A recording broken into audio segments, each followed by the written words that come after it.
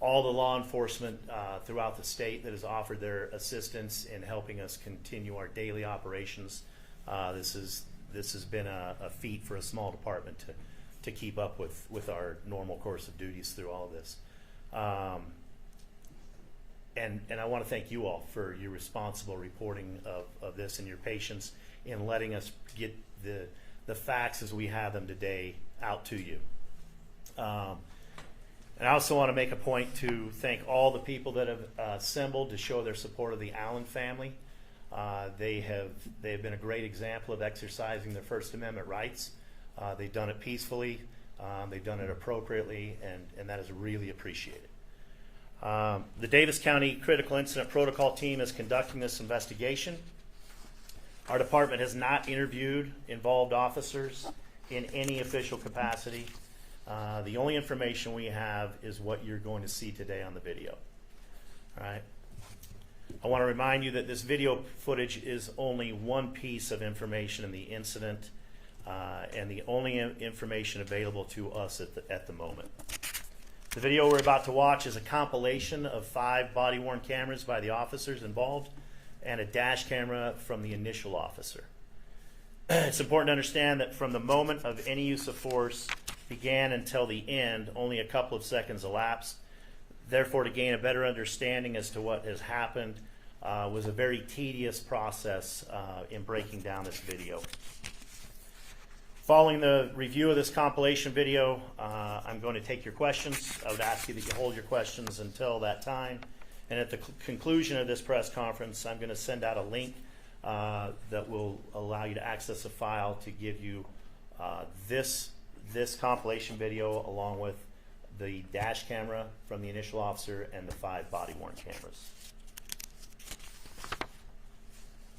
Okay, let's get started. And spacebar on here, right?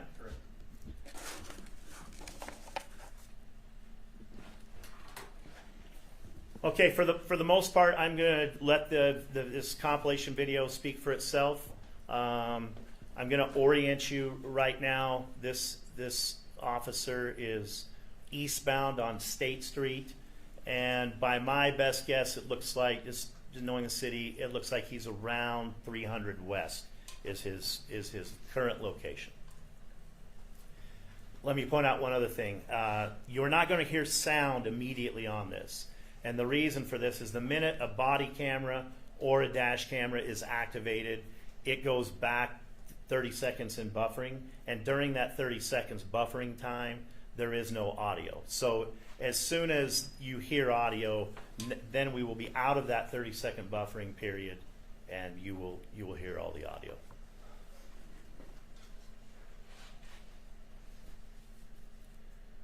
That was 200 West State he just went through.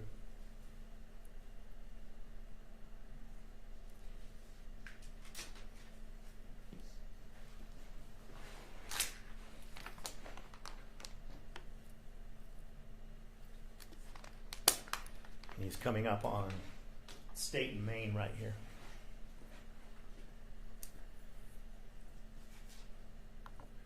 I'm going to pause the video. We've superimposed the plate that is in front of him now that was only viewable until that car right here decided to turn south on Main Street and get in the right-hand turn lane. Up to that point, that plate, based on what I can see on the video, was not viewable to him.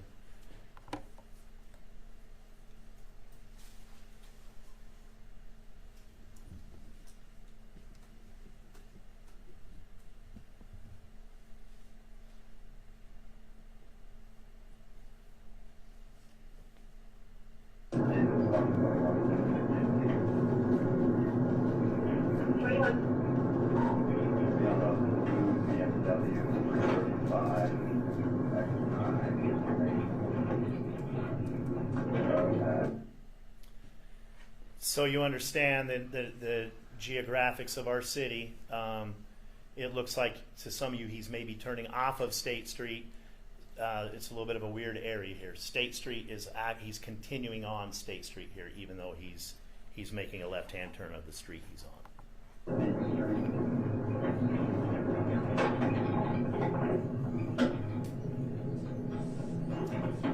You'll see the post office. That is Box 21. We're pulling into the post office parking lot. that is 145 East State Street.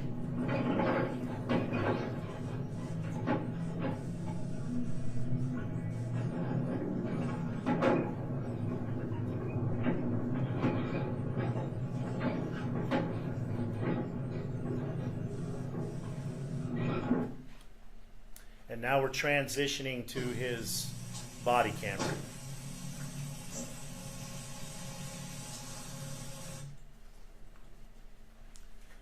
You're going to see him approach and tell the driver of this vehicle the reason for the stop. The driver of the vehicle immediately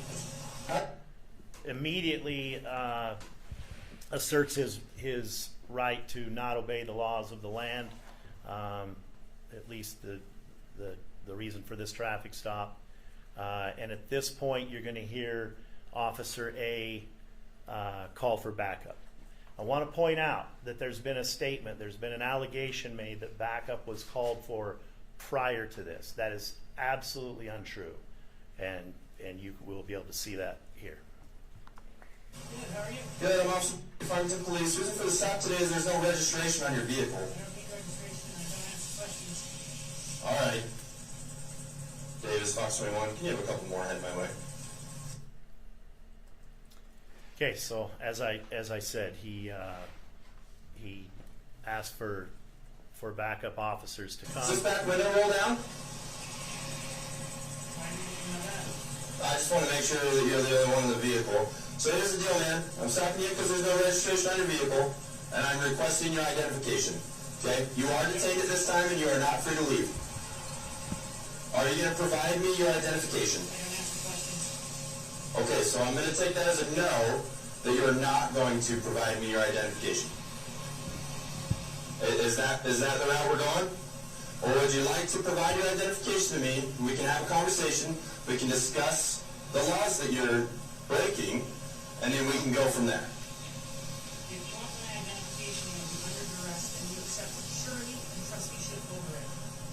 And you will be responsible for any debts that you're trying to incur here. Okay, so I'm not trying to incur any debts or anything. I'm trying to investigate why your vehicle doesn't have any registration. 1692, you are trying to incur a debt and legal action for something Okay. that is not allowed. Okay, And under so 17 section here's 45, the... traveling is a federally protected Okay, activity. which I understand what you're saying. I understand what you're saying. And what I'm telling you is that you do not have an option to identify yourself. I do. You are lawfully required to identify yourself. So you can provide your identification to me, and we can have a conversation about the laws that you've broken, or you can fail to identify to me, and we can go that route too. I'm perfectly okay with either way you want to go, but the direction that this encounter goes is 100% in your hands. Sir, Utah Code, United States Code, Okay. is a corporate policy, Okay. which you have to be contracted in to be required to follow it. Unless you Okay. can provide me a contract with my wet ink signature on it saying that I'm required to follow it, Okay? then there is So do you no want kind of to obligation. identify yourself to me, or do you want to go a different route?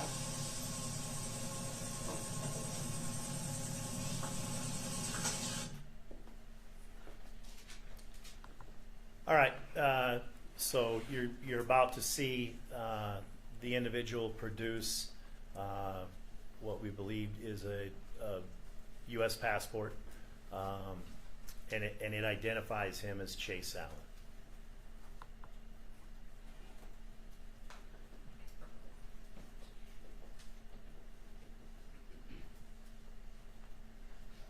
Wonderful. Do you have a driver license as well? I'm not giving you jurisdiction. Okay. Do not stop, do not detain. You are not allowed to stop me. Let me see that. On your list. I didn't see what you just tried to show me. Can you show that to me again? What's this? This is the passport. It says, do not stay, do not detain. If you go on the first page, Okay. it says, the United States Department requests all related concerns to Okay. permit the citizens Here's what I'm telling you. of the United States make hearing Here's what I'm telling you. without delay or hindrance. Okay. Will you hand that to me so I can read it? You want me to look at it through this tiny crack in your window? I'm handing it to you. You're not going to hand it to me? If I hand this to you, you accept trusteeship and surety, and you're obligated. Sure, I'll accept trusteeship if you just hand me the document so I can identify who you are because you're required by state law. I am not Thank you so required. much, Mr. Chase Allan. That is not me. That is a piece of plastic paper. So you have a fraudulent passport? No. Wonderful. That is a piece of paper. That's what I'm hearing. Okay, you're able to see in the background there that assisting officers have arrived.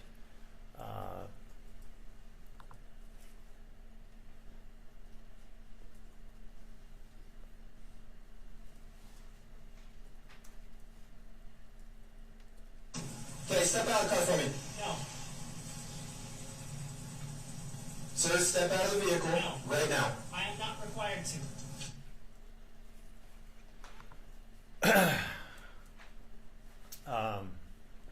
What you're about to hear is Mr. Allen gives a cautionary statement, a warning statement, that we're going to have an issue. I'll let you hear his exact words, but essentially that we're going to have an issue if we proceed. And then you also will want to pay close attention. You're going to see, if you haven't already noticed, he's filming this incident with a cell phone with his right hand, and he's going to transfer that cell phone with his right hand into his left hand.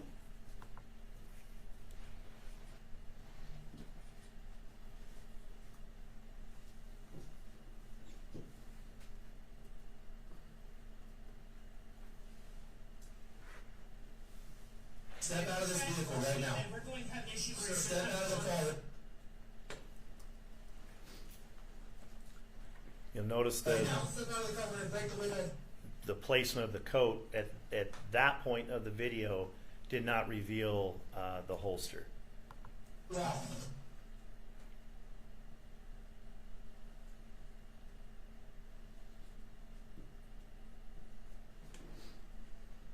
Step out. Now, at this stage, you can clearly see the holster exposed as he's moved his coat back.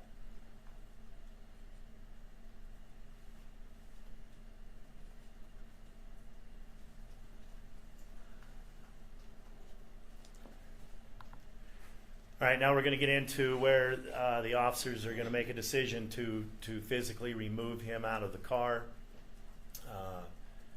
after multiple attempts to get him to cooperate without any use of force. And again, you're going to see his right hand on his right hip area.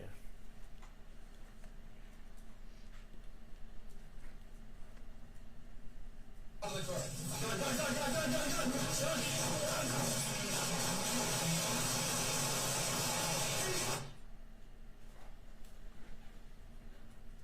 If you don't step out of the car, we're going to break the window and pull you out. Step out of the car.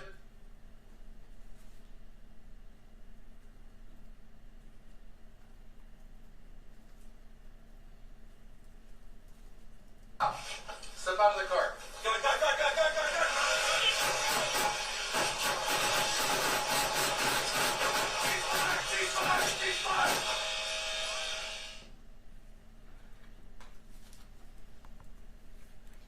All right, this is going to finish up. You're going to see a few things here that are highlighted from still shots. And again, when you watch this footage raw, you're going to see how so much of this is not visible with the body camera. It has to be broke down into frame by frame in order to see some of the things we've already shown you and some things that you're about to see.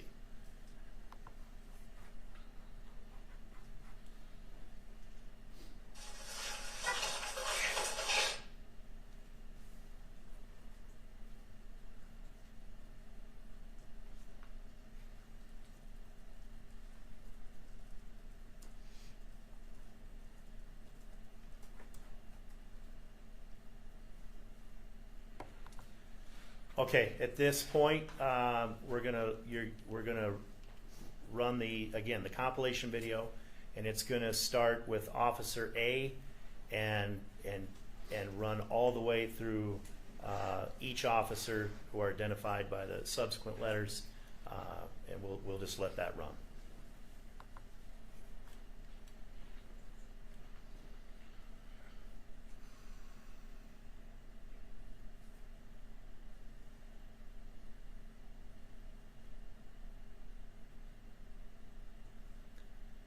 Sir, step out of the vehicle right now. I am not required to.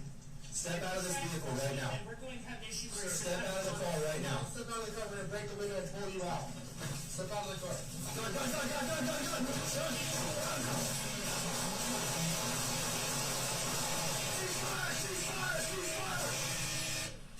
Hey, step out of the car for me. Sir, step out of the vehicle right now. I am not required to. Step out of this vehicle right now. And we're going to have an issue Sir, step out of the car right now. Don't step out of the car, we're gonna break the window and pull you out. Step out of the car. Okay, step out of the car for me.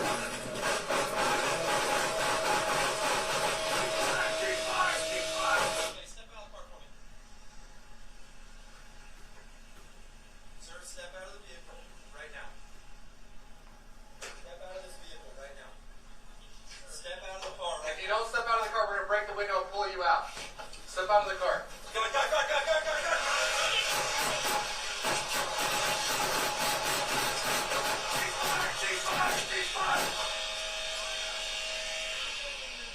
That's what I'm hearing. Okay, step out of the car for me. Sir, step out of the vehicle right now. Step out of this vehicle right now. Sir, Step out of the car right if you now. don't step out of the car, we're gonna break the window and pull you out. Step out of the car.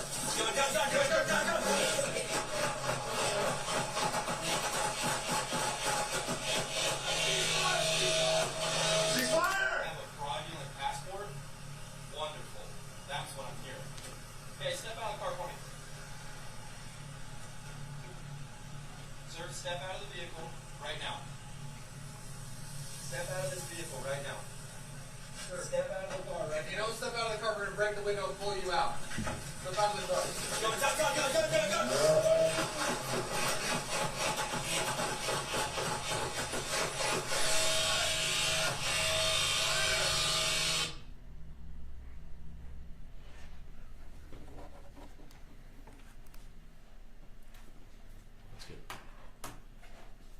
Okay, as I said, that will be made available to all of you along with the raw footage, and I'll take your questions now. Keeping in mind, obviously it's an ongoing investigation. There's going to be some things that I'm not going to be able to comment on simply because I don't know. I know what you know, essentially. So with that, let's begin. Yes, sir. Chief, with the Allan family history police department, when Chase produced the passport to that officer, do you know if the officer knew the family history or had any idea? There was a short amount of time there, but did he know? Was that known? Again, I don't know what the officer would say to that question because I've not spoken to him and asked him that question. But I'm willing to tell you this, that it's not my belief they do. All right, 4 of those officers on scene have been with the department for 7 to 8 months max. One of those officers on scene has been with us for 12 years and has not had any involvement with that family. Can we talk about that? We move back to the podium for the I apologize. That's all good. Can you talk about what do you see when you watch the videos? I mean, do you see things going textbook? Do you see things that could be done differently? What do you see? I see police officers that are made a lawful and reasonable traffic stop and dealt with someone that was combative. Let me change that word from combative to non-compliant. All right, how's that? I see them deal with him professionally, even keeled, cool, calm, and collected temperament, and unfortunately, then I see things go a really tragic direction. You can't tell with the opinion if the gun obviously. Could you see the gun in the holster in the video when you slowed it down, and then after the shooting, it's on the floor? Did you see them point and pull it out, or did you see him point it at the officers? I'm literally watching what you're watching. I have not been privy to any further breakdown. I anticipate that that the protocol team, through their investigation, may be able to provide better detail to that. But based on what you saw, did you? I mean, it happened so fast to me. You've probably seen it a few times. Did you see based on what you saw, that he pulled it or gestured to it or anything like Based on what I see, which is what we're all watching, I see a manipulation of that holster, movement of that holster, but I can't clearly see a firearm from the angle that the camera is.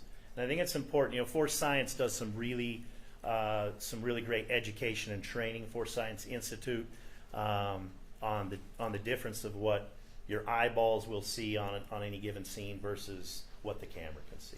And I think that's what is occurring here.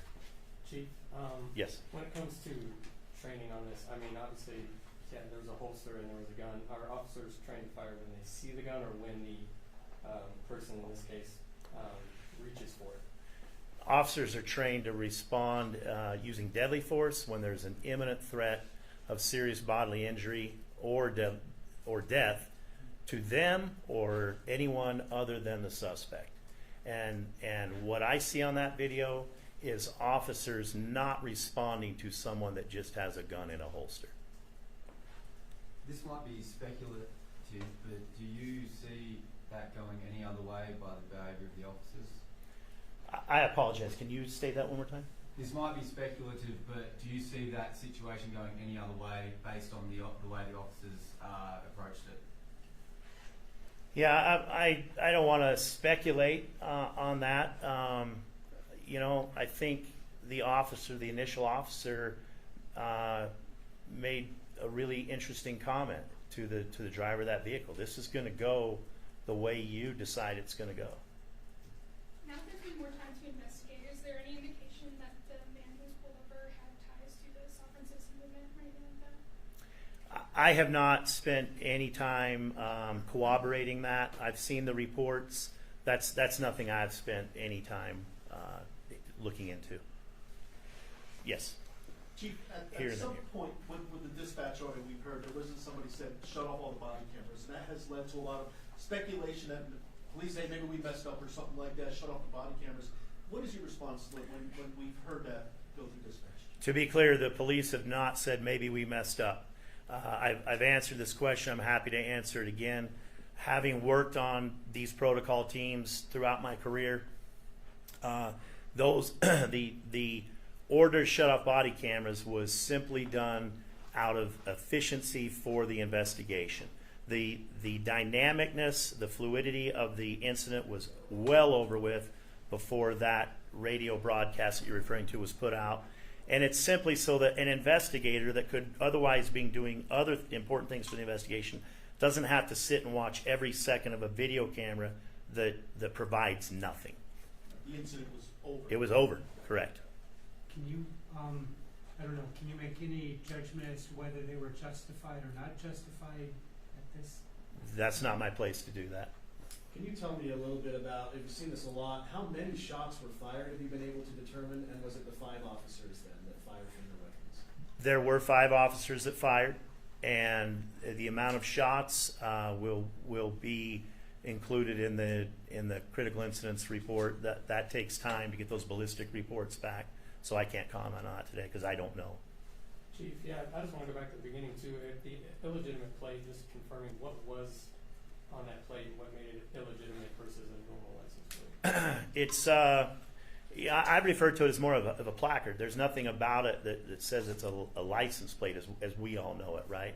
There's a flag symbol, and then to be quite honest, I don't even know what the text says on there. I haven't viewed it that thoroughly, but it's not a plate from the state of Utah or any other of the 49 states. Does it look homemade? I do not know that. Has the department been in contact with the family regarding their use of this Farmington footage? Like, have they seen it or anything? Farmington Police Department has not had contact with the family. That is an assignment that's been given through the protocol team to the Bountiful Police Department. I know that they were made multiple attempts to reach out to the family. The last I heard is that the family had not responded back. That offer was given to them, or at least attempted to be given to them, before you all viewed it. I don't know where that stands. Yes. A few people have been saying that the window between first contact and opening fire was quite small. What's your comment to that? It was only about 3 to 4 minutes. Is that normal? Or? You know, it's we talk about routine traffic stops. The word normal, I don't know that I can apply the word normal to that. Maybe you said this, maybe you can't say, did he fire, or can we say he didn't fire? Or? Again, the ballistics report would be what would give us that information, and that would be some time before we're privy to that. Chief, Yes. the critical incident team is still working on this investigation. Why go ahead and release this video now? Because it's factual. It's information that we have that we can get out. I think transparency. I know the public. Many people want to know where this is at, and in the effort of transparency, we're anxious to put out what we know and what we can say. And so, you know, the reason statements aren't made during an open active investigation is someone might misspeak, and that creates conflict from one statement to the other. The video speaks for itself. The video is not going to change. Our investigator is looking to try and get the video that looks like Chase was recording from his phone as like for another angle or anything like that. Yes, it appears to me that he's now I don't know if he actually is videoing, but it certainly appears to me that he is. Yeah, I was just wondering if investigators were trying to get that video. I have no doubt. Yeah, I have no doubt. You've not seen it though? No, I am not privy to the critical incident team's investigation whatsoever. Chief, do we know if that gun belonged to Chase, or was there a different gun owner? Or is there a way to? Once again, I have no doubt that will all be part of the critical incidents team's investigation. Yeah. Chief, how are those officers doing? I mean, there are split-second decisions that are made that have dire consequences. How's your department? How are the officers doing? They're impacted. All of us are. I think officers across the country are impacted. You know, I've watched several videos of officer-involved shootings through my years, and whether it's in your hometown or whether it's across the country, it impacts you.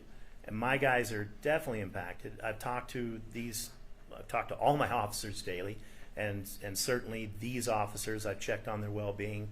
They're okay. They're okay. They're doing all right. Another question, Chief, too. I mean, yeah, these are 5 officers. As you said last week, this is 20% of your force. How are you guys moving forward with these 5 officers on the leave? We're doing the best we can, and as I told you in my introduction, we're relying on the great law enforcement agencies that we're surrounded by. Yeah, we're getting by. Yes. So, he's talking about something about the police being there to incur debt or something. What was all that about, and that they're not allowed to stop him? What does he mean? I have no idea, sir. What sort of services are the 5 officers involved getting offered from the department?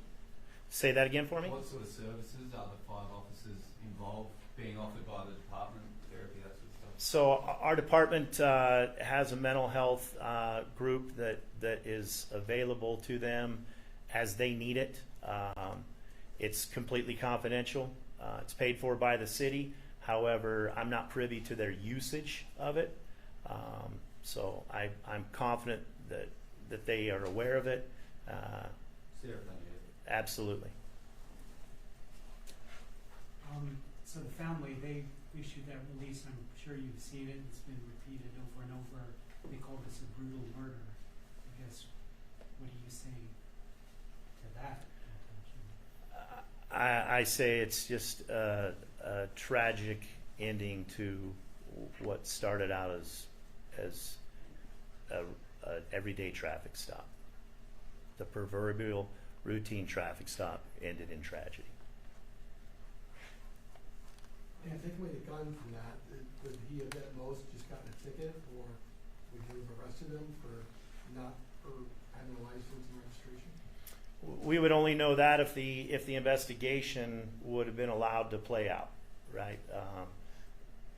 Trying to extract him from the vehicle was part of that process to further figure out what was going to happen from a criminal element of this circumstance. Now we won't know. You identified the 5 yet, or will you? We will, not right now. Not anymore. Yeah, I feel like they deserve privacy right now. So at the end of the video, when, you know, it all goes down, there's like a chainsaw or something sounding in the background, or something loud. I'll speak to that just from watching what you're watching. I'm pretty certain that's the vehicle. You'll hear, actually, when you rewatch this, which I'm sure you will, you'll hear that vehicle actually revs high RPMs just prior to the eruption of gunfire. Like he had his foot on the gas. It was in park. That's all I can assume, yeah. Just got a question from our newsroom. Could he have been reaching for his seatbelt buckle? Is that something that's going through yet in the investigation? Again, I'm not doing the investigation as I watch this. Could have been. It's in the same location, right? Yeah, thank you. Everything seemed to be quite calm and moving in a calm manner until the extraction. That seemed to be a step up in the force used. What did you see? What do you see when you look at that? What do you see? It seemed to me like a big jump, like it escalated quite quickly to get him out of the vehicle.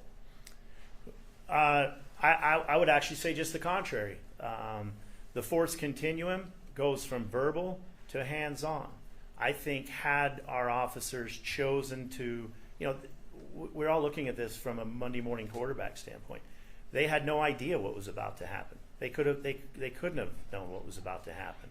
And so had they have chosen to use a pepper ball, to use a taser, to use some other impact weapon, something actually higher level of force than hands-on, I think we would be questioning that, to be quite honest.